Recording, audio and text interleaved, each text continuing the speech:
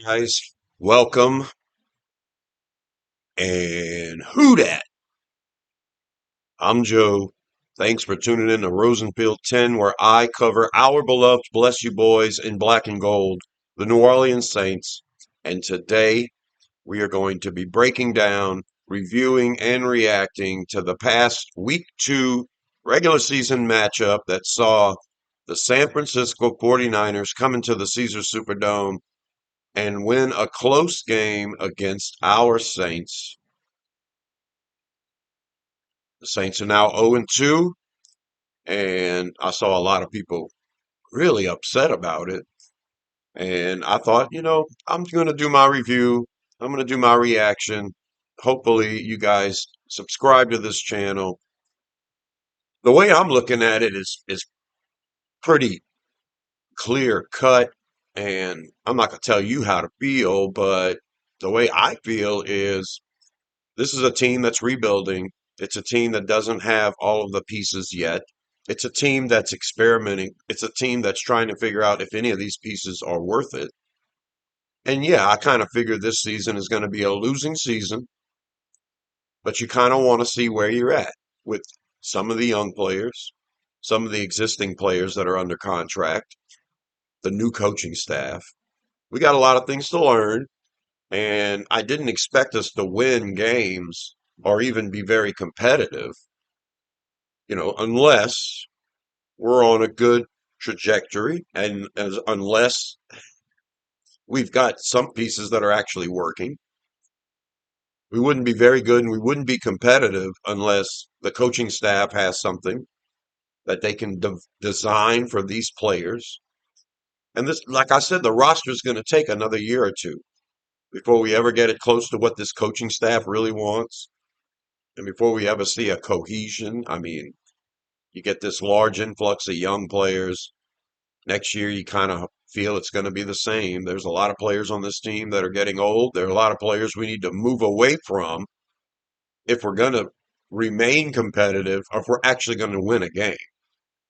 So it's a learning process. And I'm excited because we are competitive. This is another close game that the Saints were in. This time, the 49ers come into town. Arizona beat us in the dome last week. 49ers beat us in the dome this past week. We're 0-2, but we lose both games by one possession or less.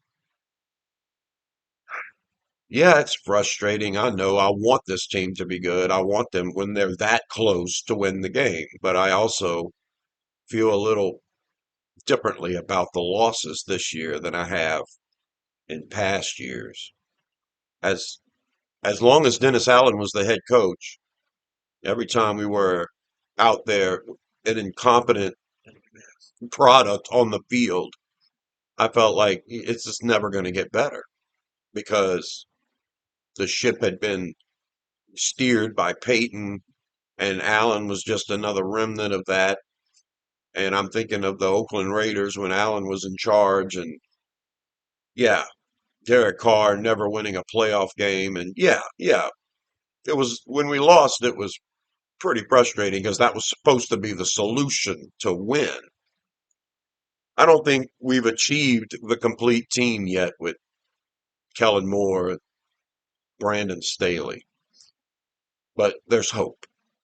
There's hope. And if all of these games are losses, but they're all one possession losses, yeah, that's going to be pretty frustrating. But at the same time, none of these games have looked like that game last year against Denver. So, you know, I'm just saying, we haven't lost to the Carolina Panthers yet. So I'm excited. I'm optimistic. Even though we're 0-2, even though we suffered another frustrating, close loss, I'm excited. So let's talk about the game. Yeah, we made Mac Jones look like a Pro Bowler, right? 270 yards passing and 3 touchdowns. And it kind of had to be expected. We wanted to whip him. We whipped him last time we played him, but you kind of had to expect it. If you look at it from San Francisco's point of view, Kyle Shannon wanted Mac Jones. By the way, Mac Jones' first name is actually Michael, so shout out to Mike Jones for having a really good game. Maybe he fits into Kyle Shanahan's system. Maybe Kyle Shanahan can bring the best out of Mac Jones. Maybe when you look at Mac Jones's numbers, he's not as bad as everybody thought he was. Oh, I know. Oh, I know. Daniel Jones, there's another Jones. When you look at the numbers, you're like, well, my, well, and then you look at him with another team and another system, and well, huh. I'm just saying. I'm not saying I'd rather have Mike Jones or Daniel Jones as the quarterback for my team. I'm just saying that quarterbacks can perform better and look different in another system. You got the examples all over the league, Sam Darnold, yada, yada, yada, Geno Smith, it goes on and on. So, anyway, I'm not going to make excuses for the Saints and say they should have gave up 3 touchdowns against Mac Jones. I'm just saying that we don't know the full extent of Mac Jones as the quarterback for the San Francisco 49ers yet, and we will have a chance to see him a few more times. So, yeah, it's frustrating. You're not supposed to lose to Michael McCorkle Jones. You're not supposed to lose to a team that had a bunch of injuries going into the game, especially at quarterback. San Fran was missing their all-world tight end. One of their tackles was a little lame, even though he was playing. Sound familiar? They didn't have a wide receiver right from the get-go. They haven't had him all year and won't. Everybody suffers through that. We lost Will Clapp before the season started. We lost a lot of players. Everyone focused on how injured the 49ers was and said this is the perfect opportunity for the Saints to pounce. But nobody said this is the perfect opportunity for San Fran to get a win even though they're injured because the Saints are injured. Because we didn't really focus on the injuries for the Saints. Chase Young wasn't really missed in week 1 because Cam Jordan had a great game. Well, against San Francisco, Cam Jordan had 1 tackle, and that was the only stat he registered. So we might have missed Chase Young in this game. Talk about an injured offensive tackle. Taliesin Fuanga is supposed to be on his natural side at the right side now. He's dealing with an injury which causes him to play worse than he is. And as a result, he got beat a few times. He looked mortal instead of as a up and coming tackle in this league. It looks like he's going through, a learning curve but honestly, it's because he's injured.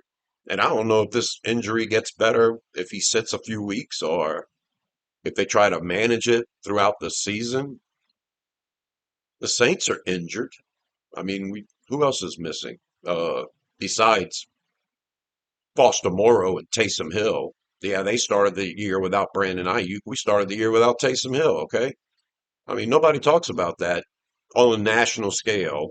Everyone thinks we're supposed to be a bad team. Even if we were fully loaded, we're a bad team, is what I'm saying. We lost by 5 points, and we had a bunch of injuries to deal with, too. We just lost our starting safety, had to put a rookie out there. I'm pretty sure Brandon Staley didn't throw the whole playbook at Jonas Sanker in this first game. I'm sure we had a game plan, maybe played a little conservative. We weren't blitzing a lot, that's for sure. I mean, when we did blitz, it didn't work. So, overall, all of these excuses, I'm just trying to be optimistic. And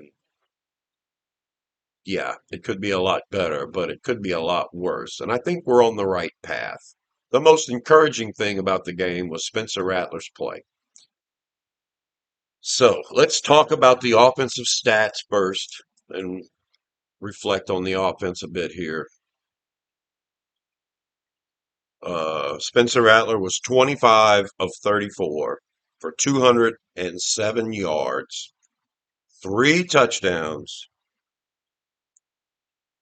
and 1 fumble. He didn't lose the fumble, but it was on 4th down. The best thing Cesar Ruiz did all day was save Spencer Rattler from having a lost fumble on 4th down.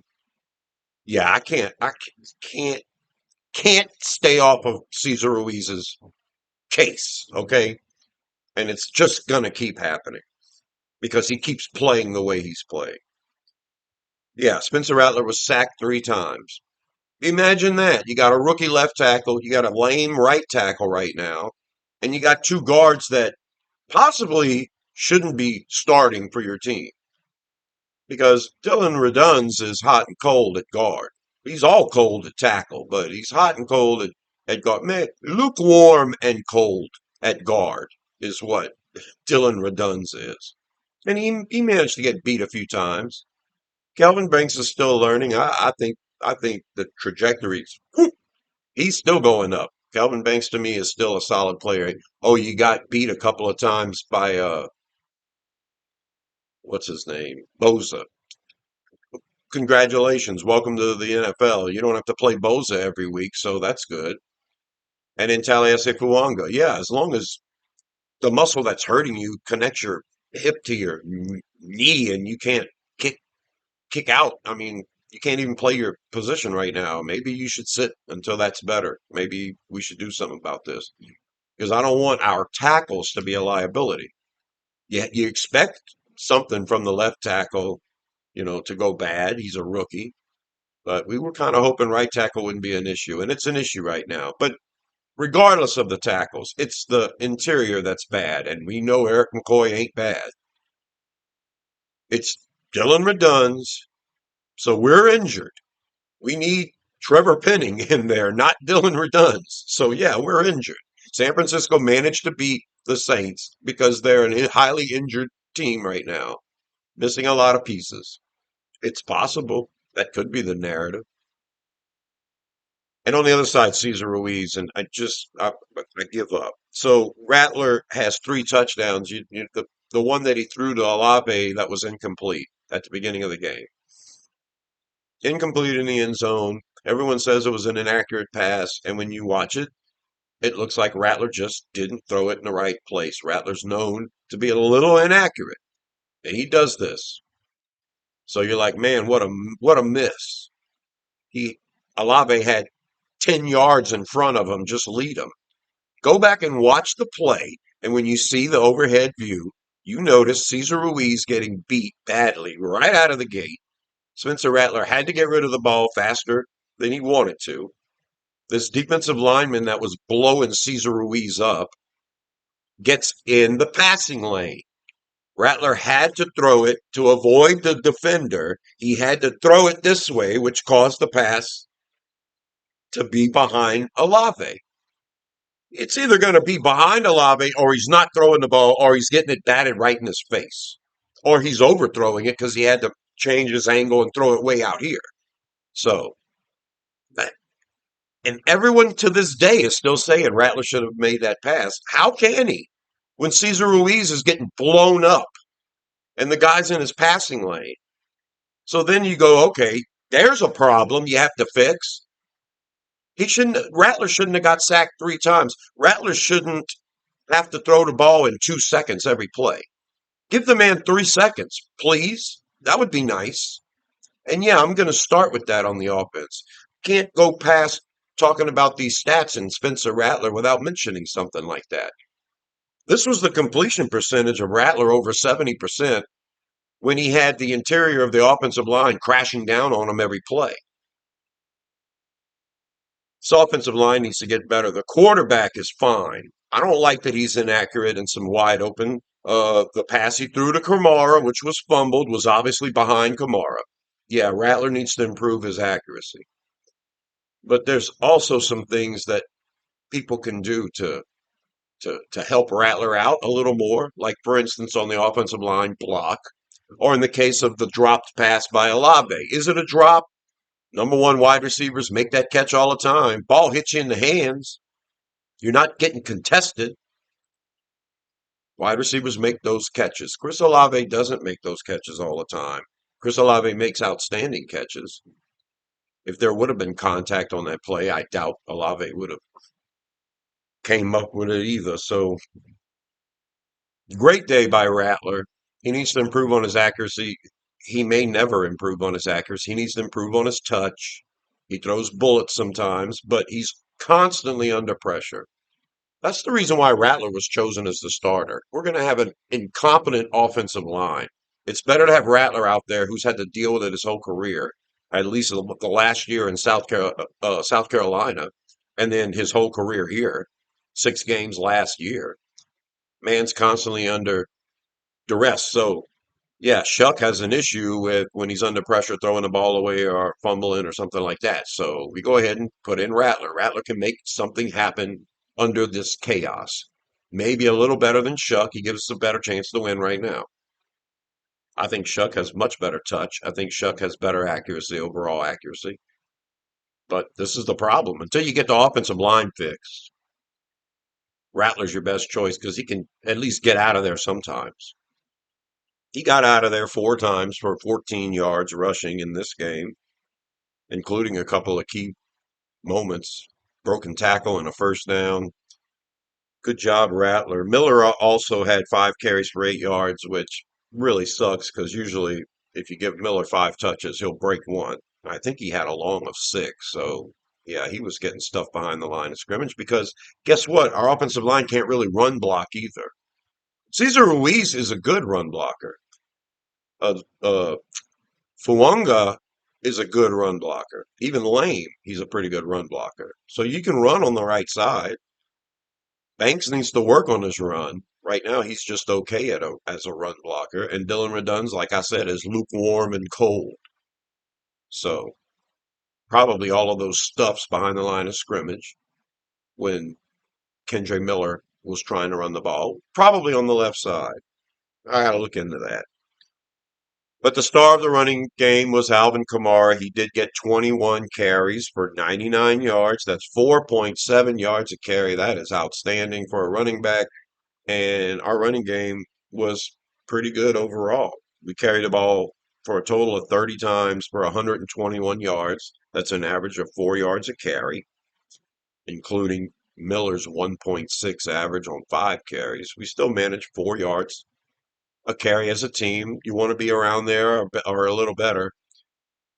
We outrushed the 49ers 121 to 77. The Niners only averaged 3 yards a carry. So we were a better rushing team than the Niners on this game, and defensively, we stopped the run better than the Niners in this game.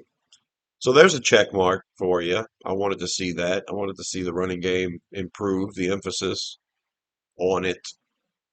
But yeah, you still have issues on the left side running the ball. Receiving.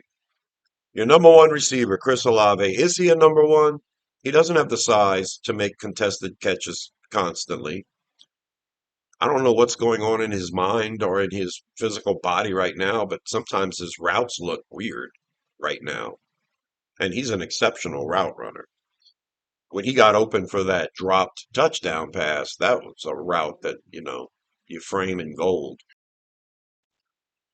Yeah. Yeah, that was a good route.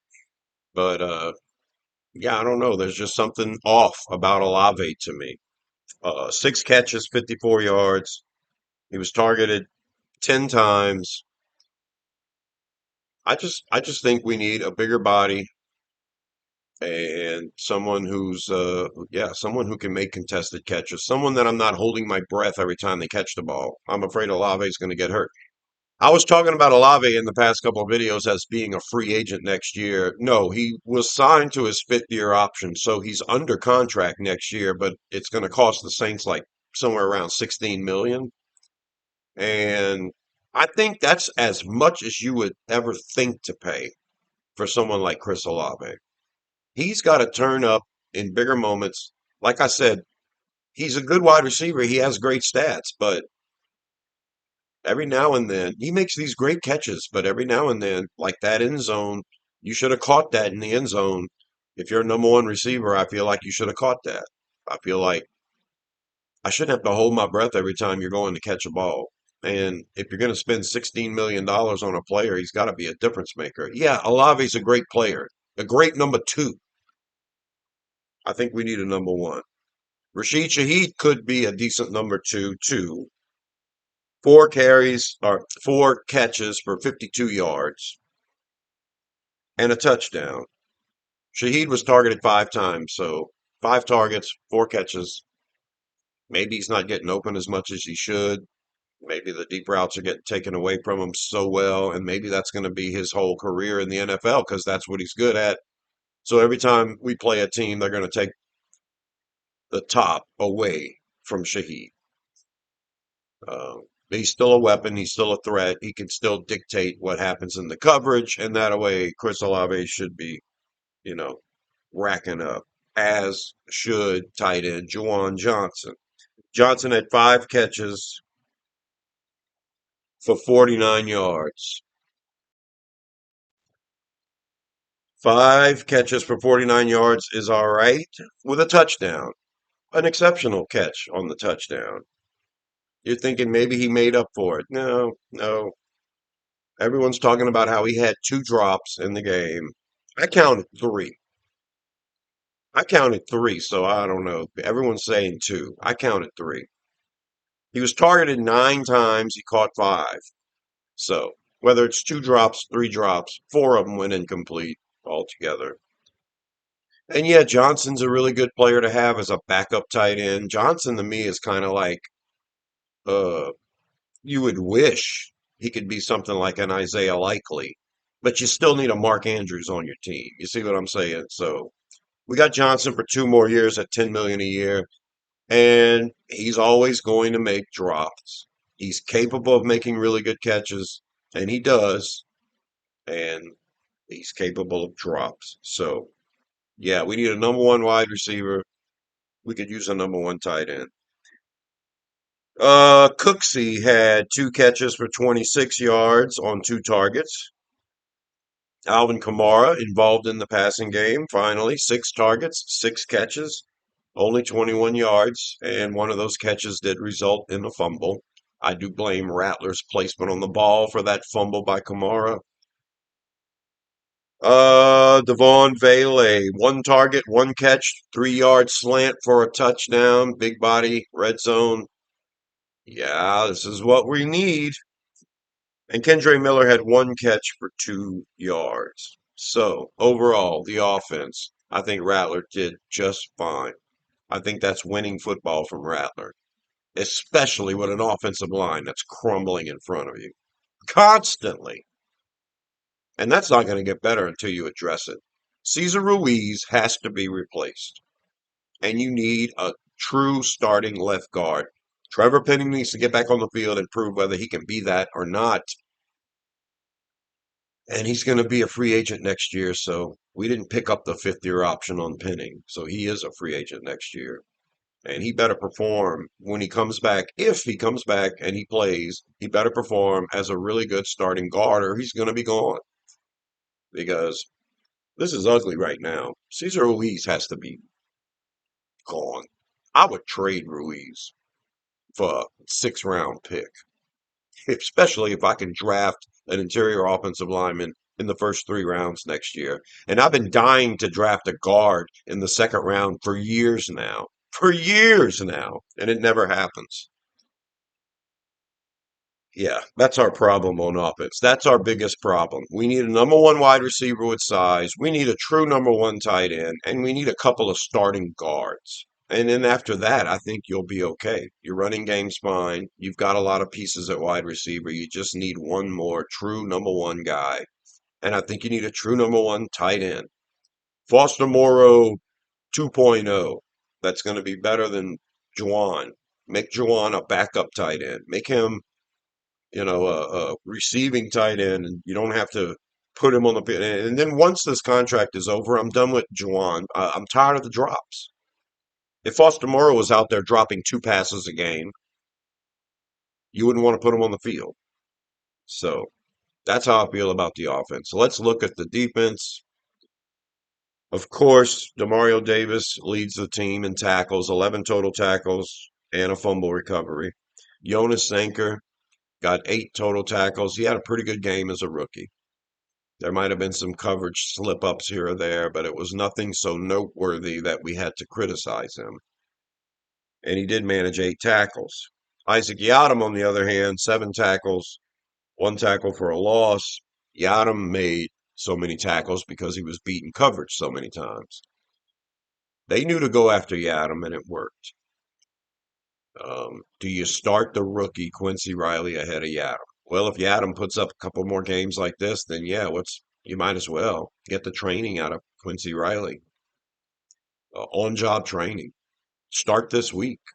If he's going to be that much of a if Yadam's going to be that much of a liability, you might as well have Quincy Riley learning on the job and being a liability for a little while.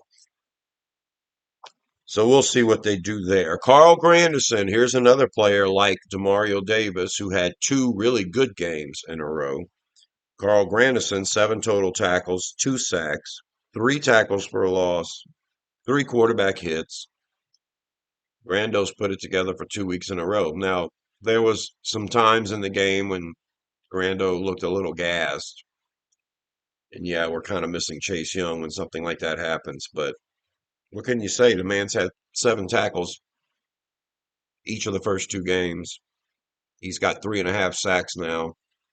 He's on pace for his career best. He only had 5.5 sacks last year. He's got 3.5 already. So kudos to Davis. Kudos to Granderson. Alontae Taylor played most of the game, so he did play on the outside quite a bit. They waited till he was in nickel and they threw the ball to Yadam. Taylor did miss a couple of tackles, but he managed to make 6. He had a tackle for a loss and he had 2 passes defensed in coverage. So overall, not a bad day from Alontae Taylor. He's still coming back from that injury. He's still working his way back in. It's still a new system. He didn't get a lot of playing time with the injury in the offseason, so I think Taylor's right where I expected him to be. Uh, Justin Reed at safety, 5 total tackles, 1 pass defense. I don't think Reed missed a tackle this game. He may have. He missed a few last week. But Reed was a little better this week. Pete Werner was a little worse this week. He's not among the team leaders in tackles this week. He had 5 total tackles, 1 tackle for a loss, 2 passes defense. Werner had a really good game for half the game, and the other half of the game, it wasn't very good at all. I wouldn't say it was bad, because you shouldn't ask your linebacker to cover Jawan Jennings, but he didn't get enough depth on that route, that touchdown route. That may be a concern. He's got to learn to get deeper if he's going to take away that part of the field. He's got to recognize the route. But he had 2 passes defense, so he's not horrible in coverage. He might have had a few blown coverages in this game, but overall, Pete Werner's not a bad player, and he's not the reason you're losing the game. He might have been a reason you gave up that touchdown. He didn't get deep enough. He needs to learn that. I think the defensive coordinator needs to learn that a linebacker's not going to cover Juwan Jennings. So work out the kinks. If you're going to call that kind of coverage, Werner, you need to get deeper. Vernon Broughton got his first playing time. 3 total tackles. He looked pretty good. Then we discovered after the game Vernon Broughton was injured and he's going to be placed on IR and he's going to miss the rest of the year. That sucks. Like I said in the past video about positional needs, run stopping defensive linemen are a must. And Vernon Broughton's gone now. So you're going to have to rely heavily on Nathan Shepard and Jonathan Bullard, as well as Brian Bresee. And I'll talk about him in a minute. First, I'm going to talk about Chris Rumph, a guy that had a decent game. He would normally be our number 4 edge rusher, but he's having to step up and be our number 3 right now. So he's getting a little more playing time than I expected. He finished with 2 tackles, a sack, and that was a forced fumble on the sack, a tackle for a loss, a quarterback hit. Forced fumble. Well, that's nice. Causing a turnover. So I got to give kudos to Rumph because we're not causing very many turnovers in the first 2 games. And we need plays like that. So good job, Rumph. The fumble was recovered by Davis. Nathan Shepard had 2 tackles and a quarterback hit. Cameron Jordan had 1 total tackle. Maybe he affected the game. Maybe he sealed a lane and influenced the play in a bunch of ways that stats don't pop up. But he was a defensive player of the game last week, and this week I feel like Chase Young was sorely missed because Cam Jordan had one stat, one tackle. So we have issues there. We need a healthy Chase Young, and yeah, Jordan's going to retire eventually. So we got to keep it up on the edge rusher. We got to get Diggs involved, and hopefully he gets better, and hopefully Chris Rump keeps making plays. Finally, Brian Bresee, 0 tackles. Last week he had 2. I want a game where he has 6. I want a game where he's stopping the run, but he's still good. He blocked a field goal last week. This week he had 1 pass defensed, getting in the passing lane. Good job. He had a quarterback hit, but 0 tackles. And when we were gashed in the running game, just go back and look at the footage. For all of you that think Brian Bresee is an answer on the defensive line, when you talk about this great defensive line and you start off with Brian Bresee, just go back and look at that running defense. Just look at him. It's embarrassing. He gets stood up and pushed back on several runs. He was so far away from the play, I had to find him. Oh, there's number 90. He's getting pushed from behind because they done rolled him out and they're rolling him down the hill somewhere. Definitely ain't getting involved in the tackle. It's embarrassing. How can Brian Bresee be that bad at stopping the run? I mean, when people complain about Isaac Yiadom and he only allows 1 or 2 catches in the first game or 3 catches in the first game, I'm like, okay, yeah, that's so. This game he allowed 6 catches. Okay, now I can see what you're talking about. But really complaining about Yiadom and not complaining about Brian Bresee's inability to stop the run. I mean, let's just be fair here. That man is a liability when he's out there trying to stop the run. Now, how can you be an every down player and expect to influence the pass when you're a liability stopping the run? All right, that's the defensive stats overall for the game. I mean, we allow the 49ers to score in every quarter. They were never out of it. We were in it towards the end, but it was too little too late. And overall, like I said, the quarterback play was fine. Overall, I got to say, I was a little questionable about the defensive play calling. I think we were on a limited playbook, maybe because of Sanker as a rookie, maybe. Or maybe because Brandon Staley's still trying to work out the kinks with these players and what they're capable of doing. It felt like we weren't blitzing the quarterback enough. You blitz a running quarterback pretty adequately in the first week. This week you have a statue in Mac Jones, and I'm expecting us to just sack him 5 times, but we didn't. We didn't. He got sacked 3 times. He should have got sacked 5, 6 times. We should have been bringing the house. The coverage in the back, well, okay, if that's what you were focusing on, it didn't really matter. Christian McCaffrey still managed to get free on passing downs and scored a touchdown all by himself. Nobody around. You still had Isaac Yiadom giving up catches. You still had Alontae Taylor struggling from time to time. Kool-Aid McKinstry was okay overall. They didn't have to go to him. They just went to Yiadom the whole time.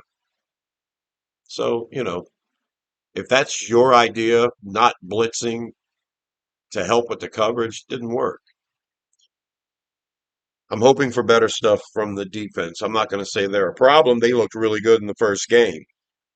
The offense is what was the problem in the first game, but they came on a little bit toward the end, and they came on toward the end in this game. But they were a lot more balanced than this game. The offense was more balanced. I think you take away the drops by Juwan Johnson, that drop by Olave, and I got to call it a drop. I can't blame Rattler when Cesar Ruiz is getting blown up.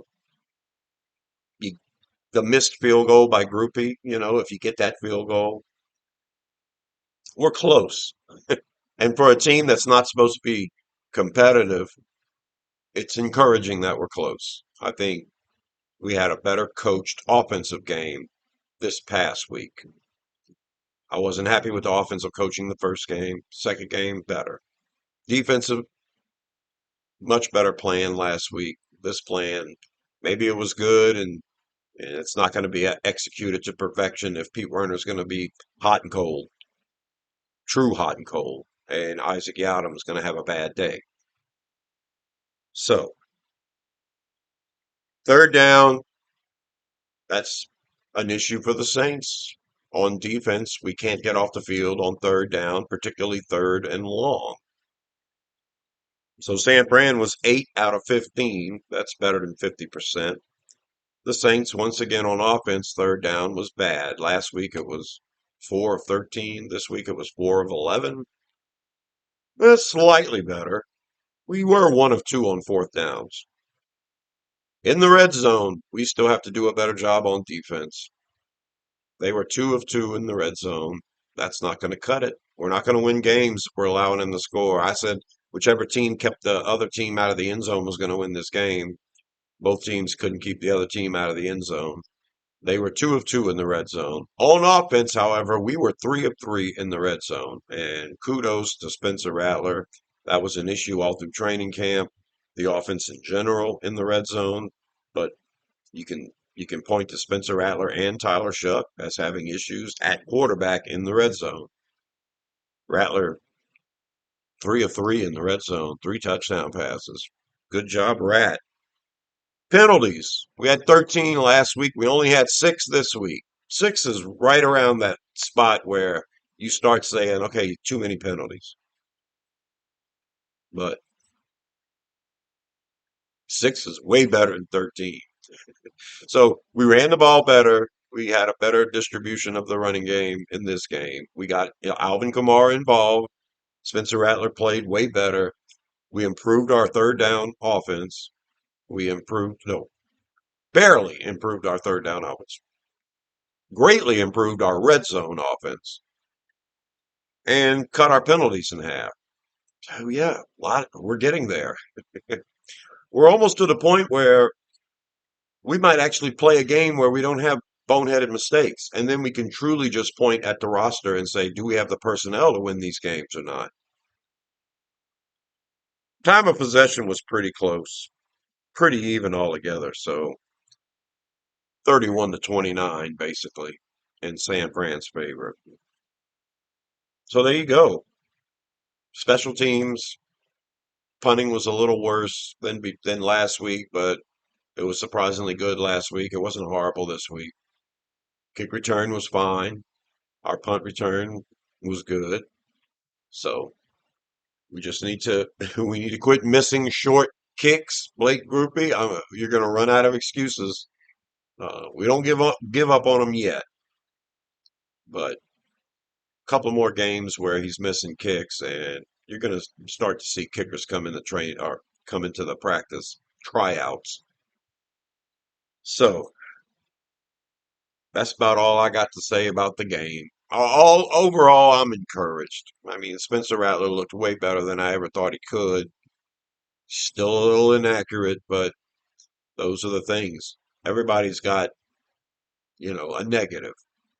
And Rattler getting out of the way of pressure and completing passes or scrambling is something he can do pretty good. That's why he's starting. But yeah, we're never going to have the production on offense that we could with that offensive line. Bottom line, Fuanga needs to get healthy. Banks needs to keep playing at a really good clip. Eric McCoy has to keep being Eric McCoy. But how good can he be at center when he's got Dylan Reduns and Cesar Ruiz next to him? Reduns and Ruiz.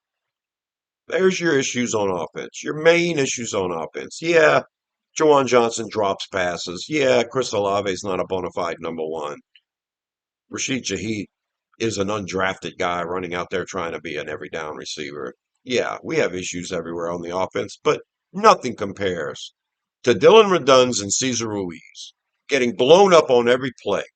What quarterback is going to handle pressure in his face every play? And oh, by the way, you got your inconsistent tackles. Every one out of every 4 plays, you got to worry about them too. So kudos to Rattler. I'm not a Rattler fan. I'm just calling it like I see it. You're not losing games because of the quarterback. I have no intention of sitting Rattler anytime soon. And if he keeps performing like this, I don't have any intention of spending a first round pick on a quarterback. The quarterbacks in college aren't doing great right now. And I will be doing a video about those college quarterbacks pretty soon. Subscribe to this channel, Rosenfield 10. On Thursday, I'll have a preview for the upcoming game against the Seattle Seahawks. And I'll also be doing another video. Not sure if I'm going to be talking about overall college players that I'm liking so far this year, or we're going to be focused on the quarterback, or maybe I'll just do another rant about our Bless You Boys. But everything on this channel is Saints specific. If you're a Houdat, if you're a Houdat fan, subscribe to this channel. And until the next one, I'll talk to you later. Houdat!